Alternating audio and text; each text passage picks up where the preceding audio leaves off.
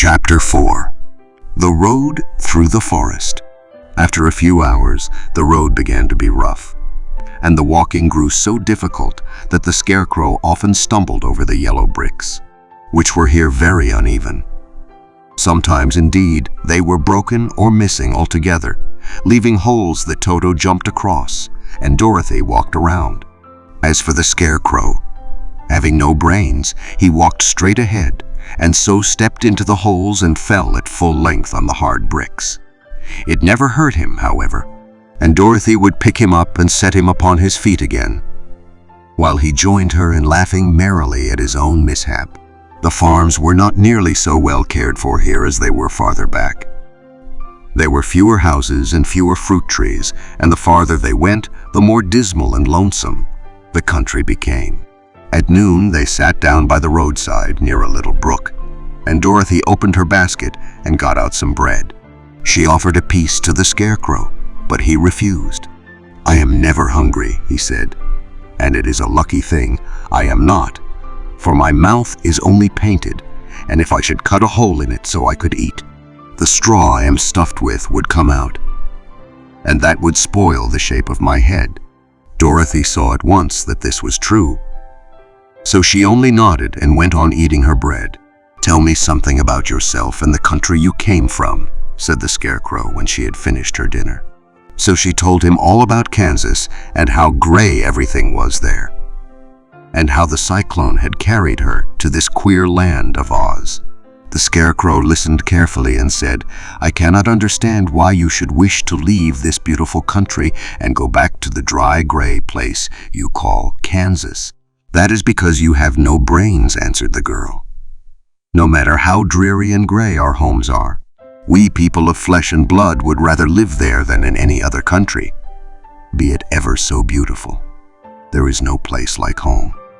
The Scarecrow sighed. "Of course, I cannot understand it," he said. "If your heads were stuffed with straw like mine, you would probably all live in the beautiful places, and then Kansas would have no people at all. It is fortunate for Kansas that you have brains. Won't you tell me a story while we are resting?" asked the child. The Scarecrow looked at her reproachfully and answered, "My life has been so short that I really know nothing whatever. I was only made day before yesterday. What happened in the world before that time is all unknown to me. Luckily, when the farmer made my head, one of the first things he did was to paint my ears, so that I heard what was going on. There was another munchkin with him, and the first thing I heard was the farmer saying, 'How do you like those ears?' 'They aren't straight,' answered the other. 'Never mind,' said the farmer. 'They are ears just the same,' which was true enough. 'Now I'll make the eyes,' said the farmer. So he painted my right eye, and as soon as it was finished, I found myself looking at him and at everything around me with a great deal of curiosity, for this was my first glimpse of the world." "That's a rather pretty eye," remarked the munchkin who was watching the farmer. "Blue paint is just the color for eyes." "I think I'll make the other a little bigger," said the farmer. And when the second eye was done, I could see much better than before. Then he made my nose and my mouth. But I did not speak, because at that time, I didn't know what a mouth was for. I had the fun of watching them make my body and my arms and legs. And when they fastened on my head, at last, I felt very proud, for I thought I was just as good a man as anyone. "This fellow will scare the crows fast enough," said the farmer. "He looks just like a man." "Why, he is a man," said the other, and I quite agreed with him. The farmer carried me under his arm to the cornfield and set me up on a tall stick where you found me. He and his friend soon after walked away and left me alone.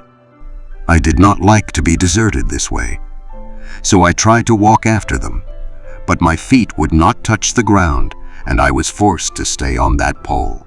It was a lonely life to lead, for I had nothing to think of, having been made such a little while before.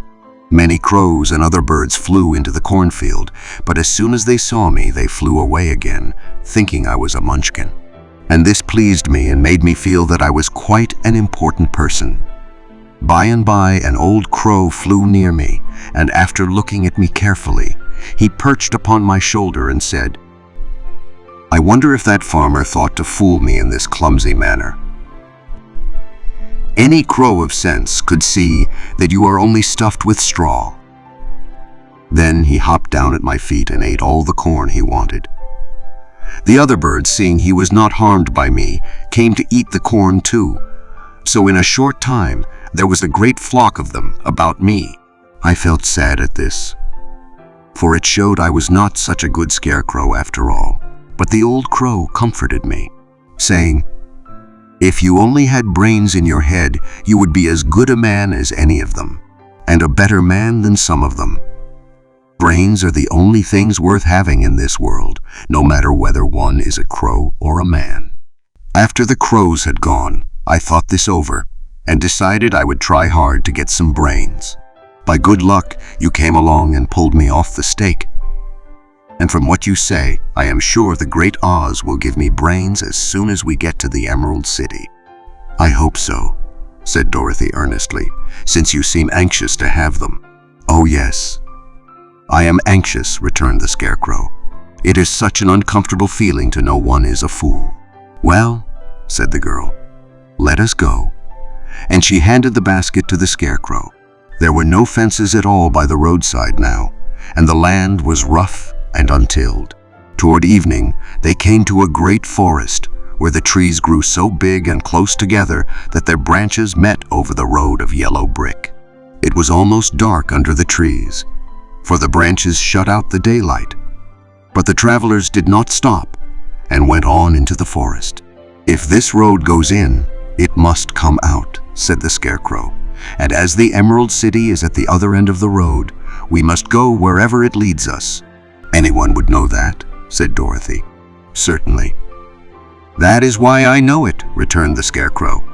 "If it required brains to figure it out, I never should have said it." After an hour or so, the light faded away, and they found themselves stumbling along in the darkness. Dorothy could not see at all, but Toto could, for some dogs see very well in the dark. And the Scarecrow declared he could see as well as by day. So she took hold of his arm and managed to get along fairly well. "If you see any house or any place where we can pass the night," she said, "you must tell me, for it is very uncomfortable walking in the dark." Soon after, the Scarecrow stopped. "I see a little cottage at the right of us," he said, "built of logs and branches. Shall we go there?" "Yes, indeed," answered the child. "I am all tired out." So the Scarecrow led her through the trees until they reached the cottage, and Dorothy entered and found a bed of dried leaves in one corner. She lay down at once, and with Toto beside her soon fell into a sound sleep. The Scarecrow, who was never tired, stood up in another corner and waited patiently until morning came.